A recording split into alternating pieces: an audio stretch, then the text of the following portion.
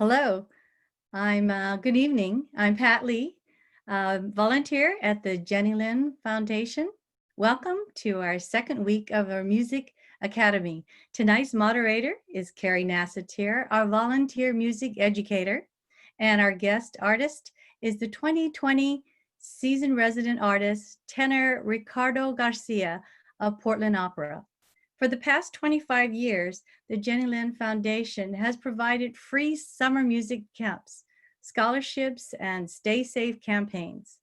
However, this year, because of our stay in place situation, we have not been able to gather. Our amazing volunteer leaders will present a new way to better your skill and knowledge of music through these next webinar sessions. We are a 501c3 foundation, so visit our website, www.jennylynnfoundation.org.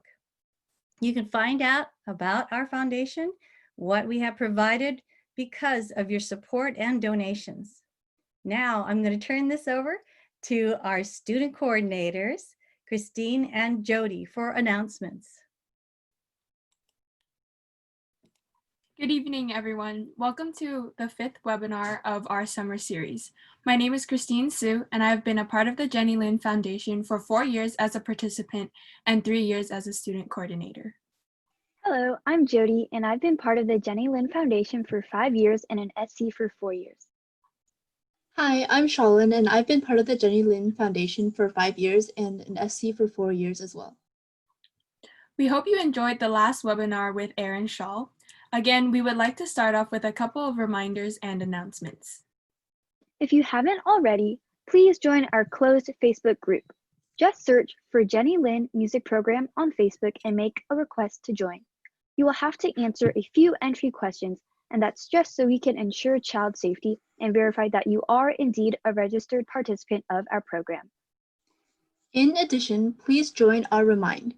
If you text at JLF202 to the number 81010, you will receive text messages directly to your cell phone with reminders about upcoming webinars, spirit events, various competitions, and prizes. It's a great way to stay up to date and informed about all of our activities for this program, especially if you don't have any social media accounts to follow us on, but be aware that texting charges may apply. Through Remind, we will also send out daily safety tips. Today we have 2 Tips Tuesday, so we have 2 tips to share about relationship safety. The first one is compromising can be tricky. Disagreements happen in every healthy relationship, but healthy communication skills are the key to resolving conflict respectfully. However, it is also important to remember that some things, like consent, are uncompromisable. And our second tip is, everyone has the right to privacy. You should never feel required to give up your privacy or share everything. Healthy relationships have boundaries where every person can live as individuals. We hope you enjoyed yesterday's scavenger hunt with Aaron Shaw. Congratulations to Vincent Y, Carissa C, Allison H, Amanda L, and Paul F for placing top 5 in our virtual scavenger hunt competition yesterday and winning a $5 Amazon gift card. Tonight, we will be hosting a Kahoot based on our guest speaker, Ricardo Garcia, where you can win more gift card prizes. In the meantime, you can win even more gift card prizes by participating in our spirit dress competition. This week's theme is school spirit, so show your school spirit and send a picture to either our Instagram account at Jenny Lynn Foundation or email us at jennylynnphotos@gmail.com by Friday at midnight. We will have 4 winners, winning up to a $20 Staples gift card, and these winners will be announced next Monday. For more information on our dress-up competition, check out our Instagram page. Make sure to also check out our Jenny Lynn Foundation merchandise fundraiser at www.tinyurl.com/2020JLF. And if you missed any of these announcements, don't worry, they'll be in our weekly newsletter sent to the email you have provided in the registration. Also, if you miss any of these webinars, we will be posting recordings on our website at jennylynnfoundation.org. Thank you to our SCs, or we call our student volunteers, and they've been preparing all year for our usual summer concert, and so they switched over to this new web webinar system, and they've been really great at it.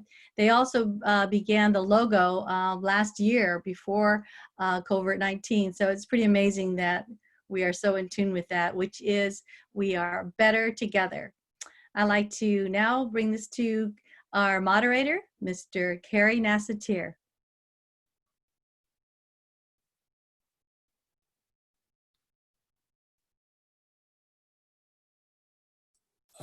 Okay, good evening. And this is great. Hi, and welcome to the Jenny Lynn Foundation Summer Webinar Series. I'm Cary Nasatir, and our guest tonight is operatic tenor Ricardo Garcia. You'll be able to ask Ricardo any question by writing them into the Q&A portion that's at the bottom of your screen. Generally, they're at the bottom of the screen. Please keep them short and to the point. And as we get out and say welcome to Ricardo. Ricardo, how are you? I'm well, Maestro. How are you? I'm excellent. Good to see you. I was trying to adjust my screen here so I have us side by. There we go, side by side. It just, I don't know, it just looks more normal.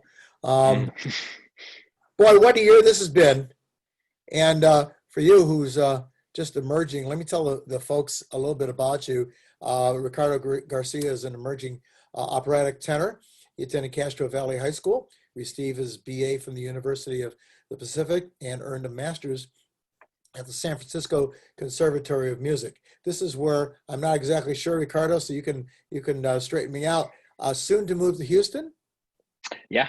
And he lives here locally with his bride of 1 year, Jenna. Ricardo, welcome. Thank you, sir. I appreciate that. Yeah, I got a ton of questions, and certainly we'll start hearing questions from the audience as we go on. So, do I have that right? Is Houston still happening? Consider the definitely. So, I will be in the 2021 season, and for the next season as well. I'll be the tenor studio artist at the Houston Grand Opera. So that just happened. I was just given that position a couple months ago, seems like.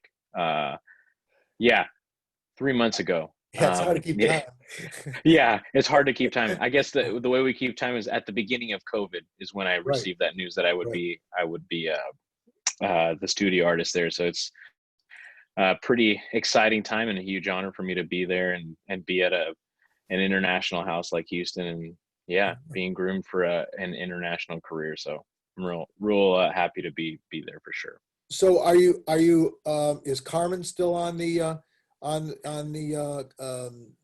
concert calendar? Yeah, so everything the season, as far as I know, is going forward. Obviously, the if anything changes, that we'll know first before anybody.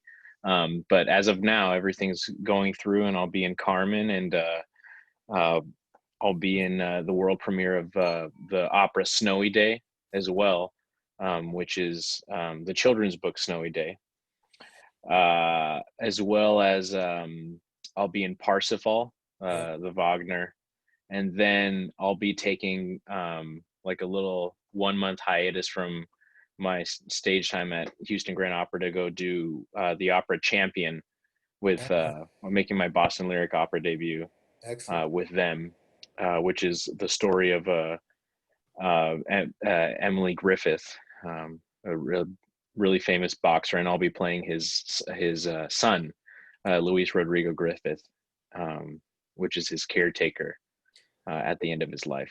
Well, let's talk about those pieces.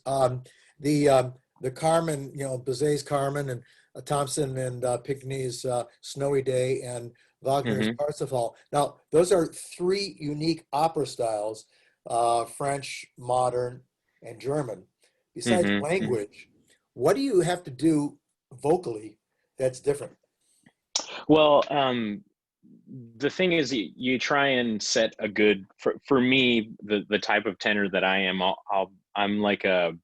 I'm a lyric spinto tenor right now, which means that I sing a lot of the romantic roles. So a lot of high romantic stuff. Like, for example, I would be Romeo in Romeo and Juliet. and Rodolfo and La Boheme, those kind of roles, and things like that. So those are the type of roles that I would sing. So with that comes a baseline of good, just solid Italian technique, straight up, which means bel canto. Bel canto singing long lines, very beautiful, and even singing. But when it comes to these type of singing these type of roles in these different operas, it's all about where the role sits in your voice, kind of thing. So for me, Carmen, I would be covering the main role in Carmen Don Jose and playing Remendado in the opera. So at that juncture, the way that the role sits for me in Carmen is that it would sit a little bit lower in my voice. So I try to just go at it in a way where I'm not singing differently than I would in order to accommodate the role. So I always am trying to sing as well as I can with my voice, and just trust that it's enough to be able to fill the hall, which with my voice type it usually is, kind of thing. So And as your I voice, progress, go ahead. then my voice will keep filling out, and I'll be able to do the big, roles like, Otello and Verdi's Otello and things like that, and the big kind of big money roles that everybody talks about, like Right. Don Jose and things like that. But for now, I sing all the really romantic roles, which is, frankly, it's a lot of fun for me. So Yeah, you devil you. yeah.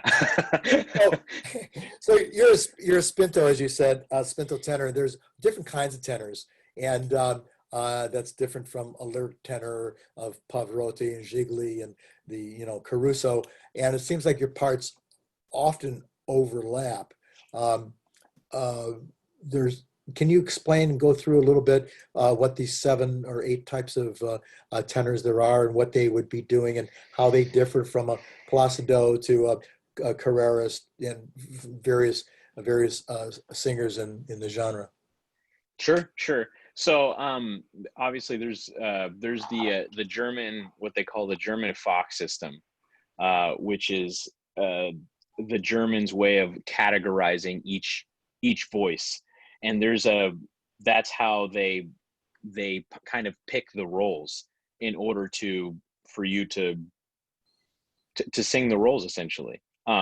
So at this point, for me, there's the really light. There's the light guys, which is more a claim to the composers like Rossini and Bellini, and things that just sit extremely high, like these very high range tenors. But I'll kind of walk you through it. There's the Spiel tenor or the Buffa tenor, and this is kind of like somebody who has a voice that is very high, who's a tenor, and it's more of a comic tenor type of role. So they would sing like the comical characters in the Rossini, that the voice isn't really beautiful or anything like that, but it still lends itself to being operatic.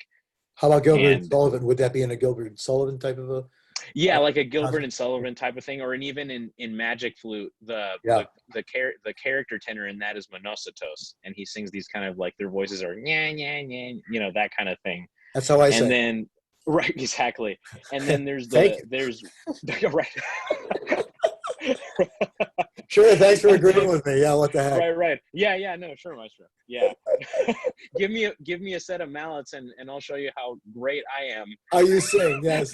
Yeah, how I sing, yeah. Yeah. Yeah. No, so and then there's the lyric tenors, which is where I am right now. It's pretty much, so those are the people who sing Alfredo and Traviata, and Don Ottavio and Giovanni, things like that, Nemorino, Tamino. And then there's the Jungenlicher Helden tenor, which is the lyric dramatic tenor, which is something that I kind of sit in for the most part. So I'll be singing, that's the Romeos and things like that. But that spans the largest range, the lyric Helden tenor, because that's when you start seeing like the Canio, the laughing clown, that role, the Ridi Pagliacci, and In then Pagliacci, yeah. Kalaf, and you start seeing these big ones like, Romadus and Aida and Lohengrin and Manrico, all these big ones. And then the top one, the heaviest one that you're going to find is the Helden tenor, and that's the Otellos, the Siegfrieds in the Ring cycle, and Wagner, Tristan, Tannhäuser, those type of things. So large range of them. Where does Mozart fit in there from a Mozart tenor? Lyric tenor. Yeah. So that's going to be a lot of the bread and butter of what I do for like the next 10, 12 years. Because I just want to, the point for me is to have longevity. So I could possibly sing Don Jose and all these bigger roles like, Cavaradossi and Tosca and things like that. If I sang all of those right now, my career would probably last, I'd say, 5 years. Oh, I'd wow. probably do it well for 5 years, and then I'd be, as we like to say, as we like to say in the business, you'd be busted, as they like to say. You'd be done. The damage would be irreparable at that point. And then there's the stuff that a lot of my favorite tenors and the tenors of the golden age, they sang Mozart and these nice lyric high roles that allow them to develop into these larger roles. So they're singing well into their 60s, and then they can bow out gracefully, as opposed to having a 3 months of bad performances and everybody telling them that they're done, and then them having to bow out and singing a last bad performance of Tosca, and that being your last reminder on stage of you dying vocally on stage. And we're not talking about Lucretia, we're talking about the tenor Right, guy. exactly. Yeah. Yeah. We have some questions from the audience, and someone wants to know, how'd you originally get into music? I originally got into music when I was in middle school, and I was in choir, and was taught by, this is probably a name that some people might know, but Jan Gidlin was the choir director. Sure. At Creekside, and I was there, and I was fortunately given a lot of opportunity from her. And when I went to the high school, I was given a lot of opportunity from Sue Susoff, who was there a really long time. These are all in Castro Valley schools. These are all in Castro Valley schools. Yeah. To be able to develop, and they gave me the ability to not only succeed, but to fail in a very safe space. So that's how I got into to music, is choir. And I liked it because I had to take an elective on top of that, because I wanted to play football at Creekside, but we also had to have an elective if we wanted to play football. So 0 period was choir, and I liked it. It was fine. It wasn't something that I was really like going for when I was a middle schooler, but it was a lot of fun for me, and my teacher made it a lot of fun, and she was excellent. So yeah. Excellent. And backing that up, someone else wants to know, when did you first know you wanted to pursue music as a career? I didn't know. I really didn't figure it out until my senior year of high school, which at that point I was too late to apply to music schools, because all the kids who were planning on going to Juilliard and USC and, like Manhattan School of Music had already known that they were going to do that since they were middle schoolers. Yeah. And most of those kids were piano students and violin students and things like that. And their parents were grooming them from a small age and having lessons and things like that, in order for them to, the moment that they got out of high school, to go to those large institutions. So what I did was that I went to the College of the Canyons in Santa Clarita, California. That's in LA. And I ended up doing, like, really delving into choir there a lot and taking it seriously. And they also were offering voice lessons as a course. So I took that, and I remember the lady who I took from was Melody Gonzalez, and she just, it wasn't anything anything crazy. She was just taking me through scales, but it kind of really set into my mind that um, if I wanted to do this for a living, then I was going to have to take it more seriously and spend more time on it Yeah. if that was something that I was going to do. Yeah. Mhm. Early on, I saw you in a Castro Valley High School production of Sound of Music, and you were Mhm. playing the senior Von Trapp.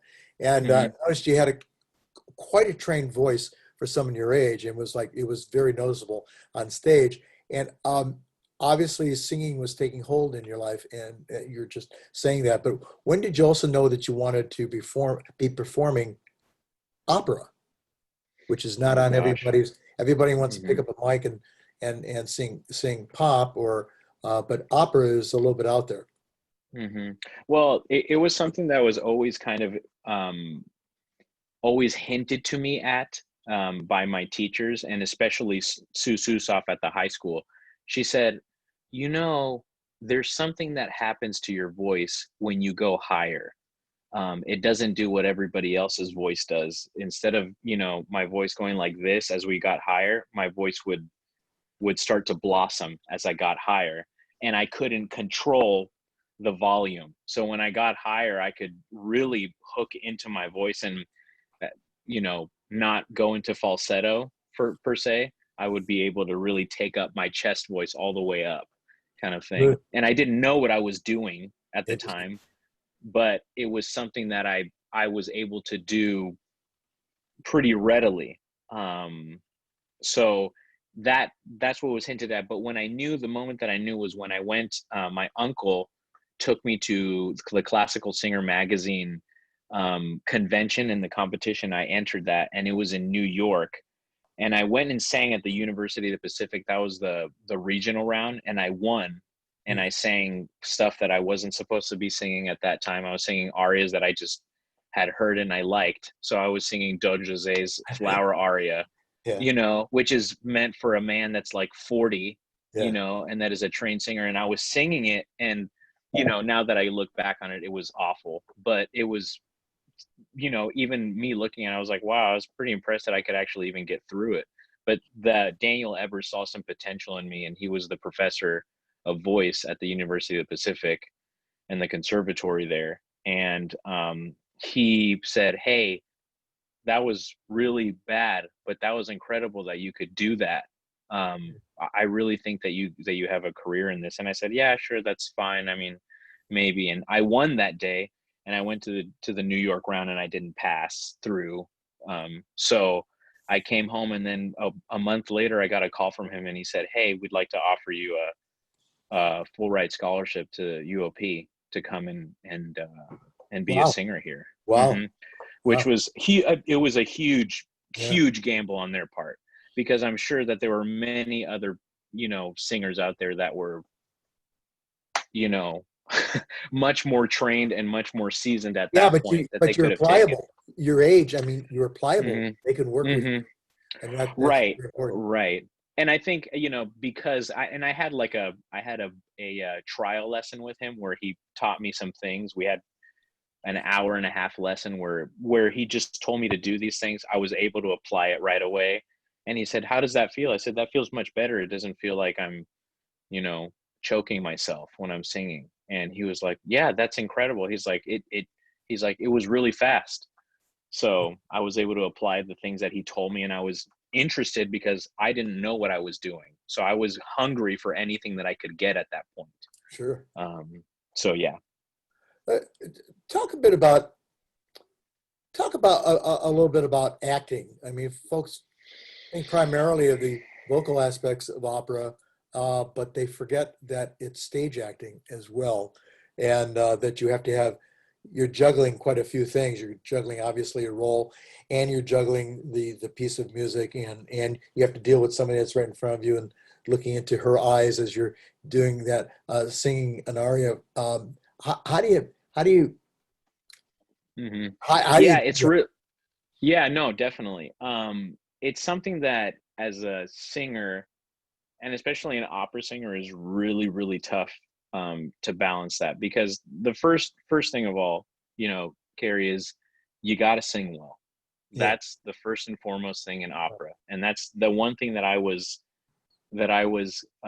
preached to in my training, in all of it, is it doesn't matter, how pretty you are, doesn't matter how well you act, it doesn't matter anybody that if you can't sing. And that's just something that is preached to. Now, after all of that, right, once you get the singing down, and that's always a journey.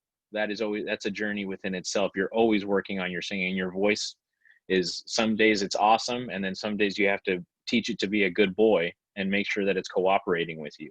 But you try and meld, when you have freedom in your technique, and your technique is great, it allows you to be expressive with what your technique allows you to do.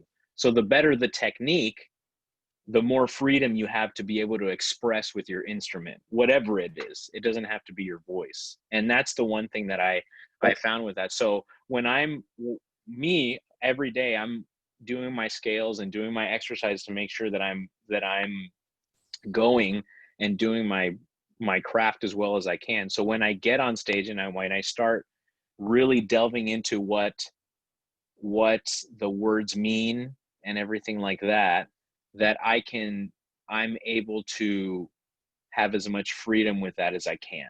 So with acting and things like that, I'm not really thinking on stage about, I have to, make sure that my tongue isn't retracting in the back of my throat and those kind of things, in order to, I can just concentrate on what I'm saying, the text, which is what it's about, because if, you come and see me on stage, it doesn't matter if you don't know the language. You can tell if I'm in it or not. Yeah. And that's what's boring to see, because when you come on stage, say like Maestro is coming to see me, and he can tell that this part of the aria is very difficult for me, because all of a sudden I'm really into it, and I'm acting, I'm doing this thing, and all of a sudden that one part of the aria comes, and I just start, and I go deer in the headlights, and I start looking at the stick, at the maestro, because I'm really nervous about this part. So I just go, and I stop acting, and everybody knows. It's like, oh, that's really hard for him, So I would say the most important thing about the acting is know the text. You got to know the text, even if it's in English. What does it mean to you? And you got to have a subtext, right? I mean, the subtext, what does it mean? And how would you say the text if you were saying it to this person, or you were saying this aria or this song to yourself? How would you say the words? When you learn languages, do they, at school, do you work with private teachers, or do you work in a classroom settings? And do they teach you conversational German, Italian, and French, or they teach you operatic German, French, and Italian? And Sure. this is how you pronounce to get you through your aria. How conversational do you get? Conversational do you get? Yeah. So with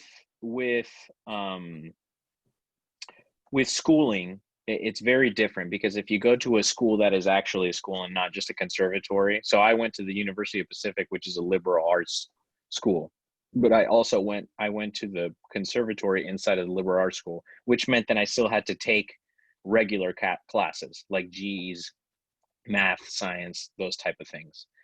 All of that being said, the requirement from the conservatory was that we took just regular German and a regular German class, and a regular French class and a regular Italian class. Those were the requirements, that we had to take a full year of each of them.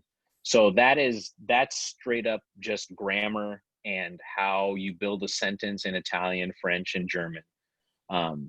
And then we had our regular diction classes at the conservatory hall, which was a teacher showing us how to IPA, which means that you had to, it's the alphabet in which you learn how to draw the symbols to say the words. So that's part of it. Then you have your diction, which means that it teaches you how to say the language and how to say it authentically. So that's the joke with a lot of opera singers, is that we may not know how to actually speak the language, but boy do we sound authentic when we say the words, because we've been taught how to say them perfectly. So when you see us singing on stage, an Italian person or a German person or a French person would say that person's a native speaker. There's no way that they're not a native speaker, because they say the words so well. Yeah. And yes, when we're on stage, they're like, do you really know what every word means? Absolutely. I can tell you what every word means. And then, and more, obviously it helps to be fluent in the language. I'm conversational in German because frankly, the way that my career is going is that I'm going to be going to Germany to sing, and nobody likes to speak English in Germany. So I have to speak German in order to get my stage directions, So they'll say, like, they're not going to say, they won't say, oh yeah, machen Sie cross, auf die Bühne. They won't, and then go to me and be like, okay, Rick, can you please cross over to stage right? They're not going to switch languages for me. They're going to say same thing, Cary Garcia, go, Yeah. So it's all of that. It's a lot of that. And then obviously Herr Garcia has a ring to yeah. it. Herr Garcia. Yeah. They, Yeah.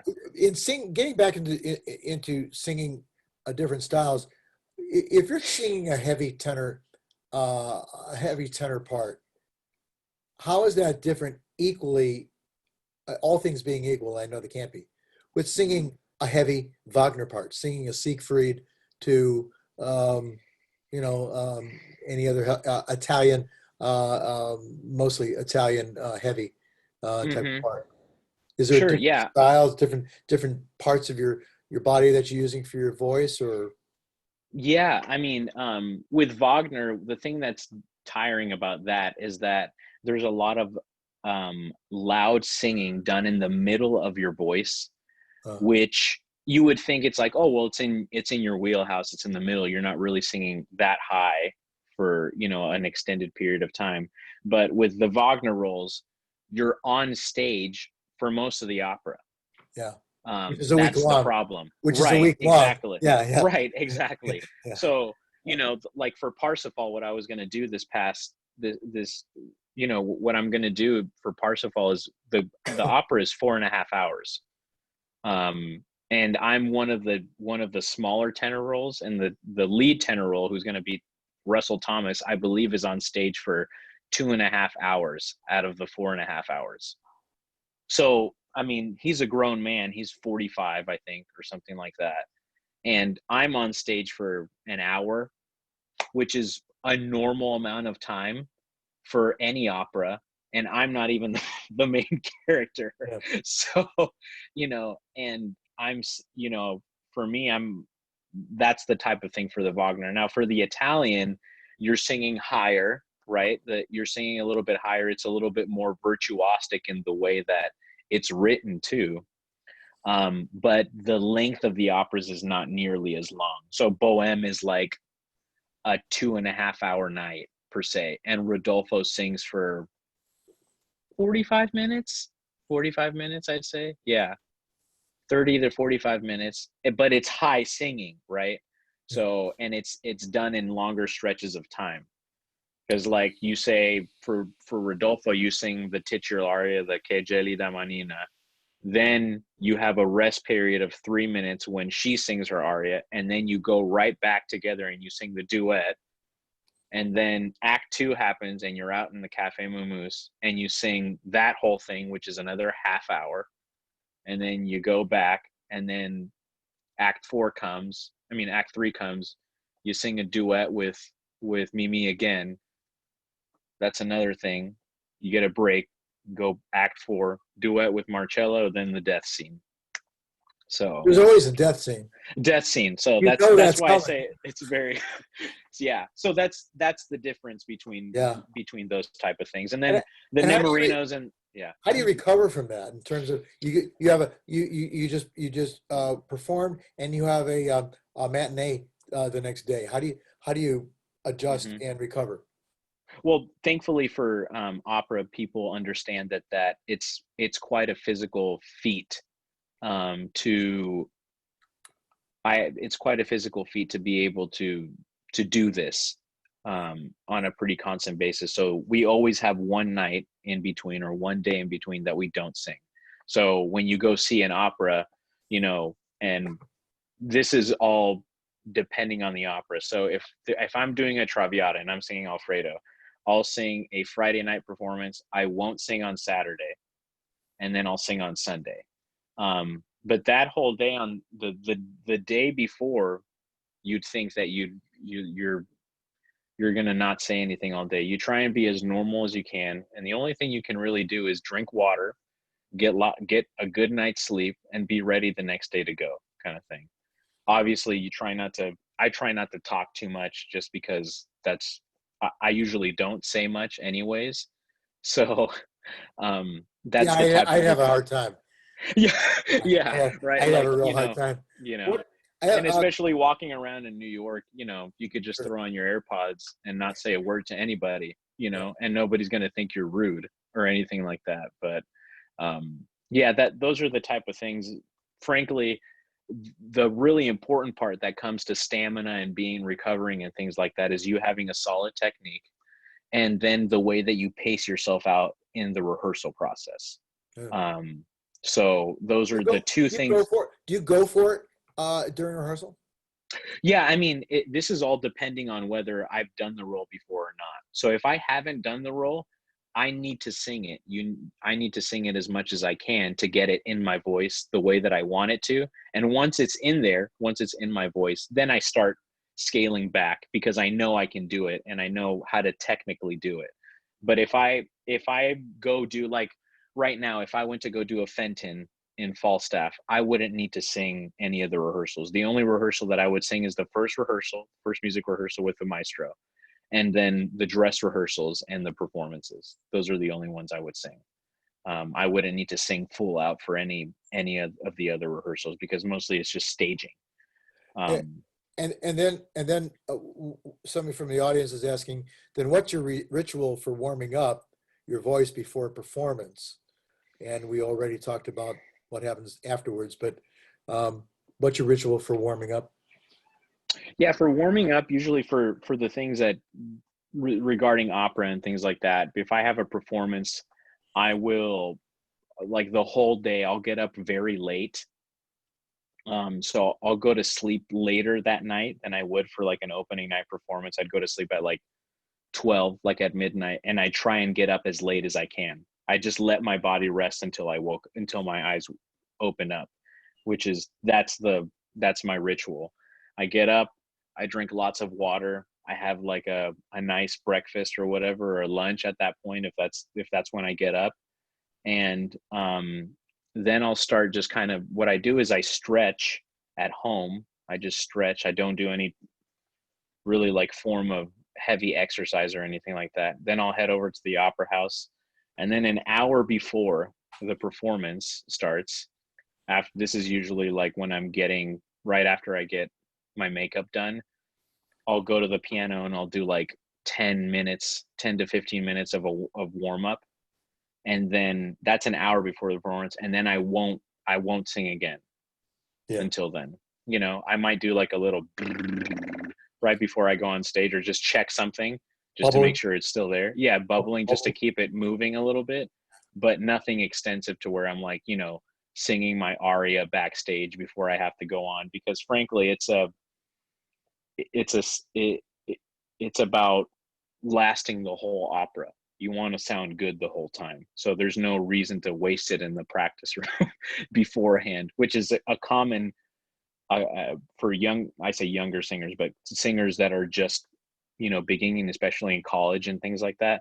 That's a classic mistake. I'll be like, what'd you do beforehand? We'll be like, where I warmed up, and then, I checked my arias and they sounded great. I said, what do you mean you checked your arias? Well, I sang through all my arias in the show before the show started. I was like, why would you do that? Why would you do that? So by the time they get out there, the gas tank is kind of, depleted at that point. So that's my ritual that I do. And now that we're also sheltering in place, and your engagements, your performances are farther down the road. Have you started reading through and starting to sing through, or how does that work for you in terms of getting the music? You don't have to get the music, you have the music, or you get the music, but they don't give it to you from the opera house, or do they? No, have they different? don't. It depends too on, for newer pieces and newer works that are being, you know, premiered at opera houses, like the Snowy Day, that is the world premiere of that opera at Houston Grand Opera. They will provide the scores for us, Sure. um, because they're doing the world premiere there, and there's only one edition of the score. And the composer is going to come work with us because they may need to change something at the last minute regarding, And how long ahead of some. time? So, you know, I'll start my contract on August 19th, so I'll probably get the score then, and the premiere is December 10th, I believe. So a pretty good amount. It's like 3 months ahead, and that's because it's a new piece. Yeah. But other pieces like, mainstream or general rep, as we like to say, performances of Bohème and things like that, no scores for you. You get your own score. You pay for your own coachings with people who you trust and things like that. You go over it with your own teacher and things like that. So, yeah. Question: what's the best piece of advice you can give growing musicians? Oh, Oh, that's tough. good question. Mm-hmm. This is going to sound probably like what your teacher or something has said before, but I guarantee you that they're saying it for a reason. There is no substitute for hard work in this business. And let me tell you this I don't know how old everybody is in the chat. I'm assuming that y'all are in high school at this point, most of you, or Most, yeah, about to we go into, sixth grade or and above, and through college. yeah, and through college. We have some If educators. you're in college right now, you all have an opportunity to do something incredible right now with your lives. You have an opportunity right now that you're not going to have in 5-6 years, and that's just the reality of it. I have to tell you that right now you can make the decision that nobody is going to outwork you in this business right now. You have that decision to make. And if you go into competitions and things like that, please make sure that it is not that somebody beats you, not because of the lack of practice that you put in or because of the lack of something. Because I know that a lot of violinists and pianists and even singers, we go into a lot of competitions. When I was kind of in college, I used to go to competitions all the time, and I used to not win. And the reason was why I had to be honest with you was because I didn't spend enough time in my craft. And if that bothers you that you're not winning, it probably is because you're not spending enough time on your craft. And those are things, please let it be when you get beaten that it is just purely because somebody is more talented than you. And that's okay, because then you can tip your cap to that person and be honest and be okay with where you finished in the competition. Those are all the things that I can say that's the most important advice that I can give to you. And find your why. That's what somebody said to me one time, and that was the thing that changed my whole life. When somebody said that, they said, Rick, what is your why? Why are you doing this? Are you doing it for you? Are you doing it for your mom? Are you doing it because your mom told you that you should do this? Are you doing it because are you doing it because you want to make a lot of money? Are you doing it? But you have to find your why. Some of those things that I just said will hold up better when you are under pressure than others. I guarantee you that. For me, my why was I wanted to become this person because I wanted to prove to myself that I could do it. That's what it was, that I wanted to prove to myself that I could do it, that I could finish something And the other thing was that I wanted to buy my mom a house one day with the money that I made with being an opera singer. And that still is my why. And now whys keep getting added on. My other why is my wife. My other why is my wife. That's my other why. I do it for my wife so I can give her everything that she wants, and I could give her the life that she deserves. Those are the type of whys that I have. And they can change, and that's okay. But find your why right now, right? Your why is maybe your why is if you haven't gone to college, you're the first member in your family that's going to go to college.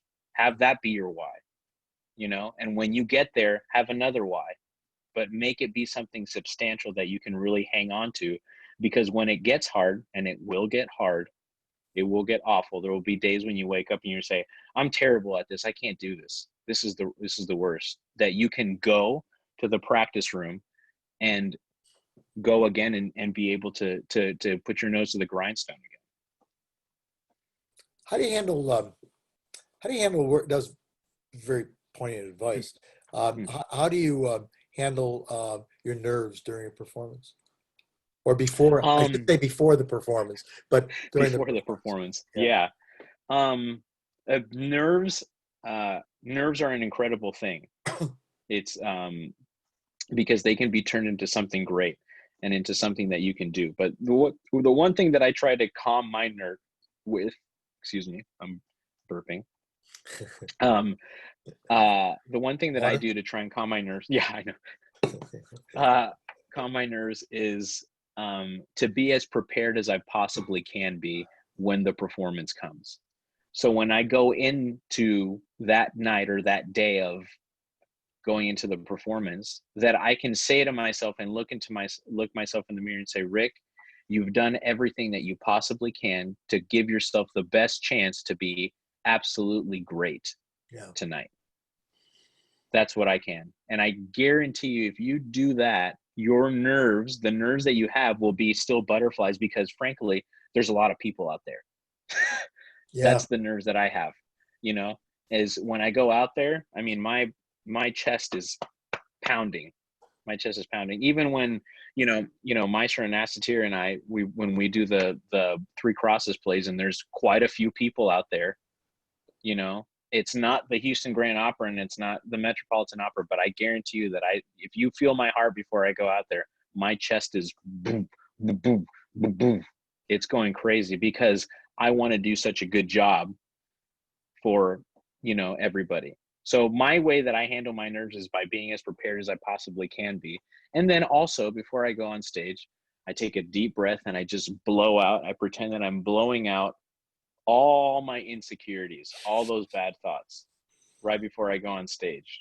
And even when you're sitting there too, when you're about to play like a solo recital or anything like that, that's what I do. I just go.